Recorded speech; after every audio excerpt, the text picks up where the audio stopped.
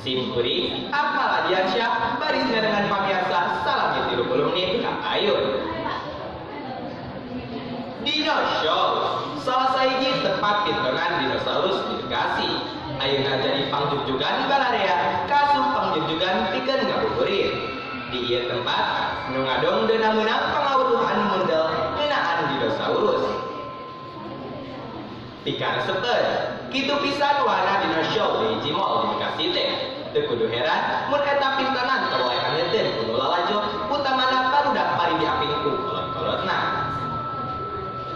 Pintonan dinosaurus teh nyaeta pintonan ngeunaan dinosaurus sato kurban geus musnah ti alam dunya. Pintonanana dari pisan sajabati lantaran wangun dinosaurus name saribak jeung aslina oge lantaran dirojong usaha efek nu matakokeun.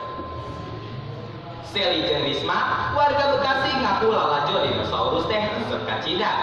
Pangna kitu teh, dumeh dinosaurusna teu beda ti gambaran nu aya dina sawatara film. Antara asa seuri, baeut, bungah, sedih, jeung sajabana.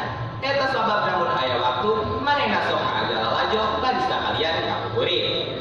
Mun taya harungan mah, eta pintonan teh bakal aya di Bekasi tepi ka tanggal 15 Juli nu bakal datang.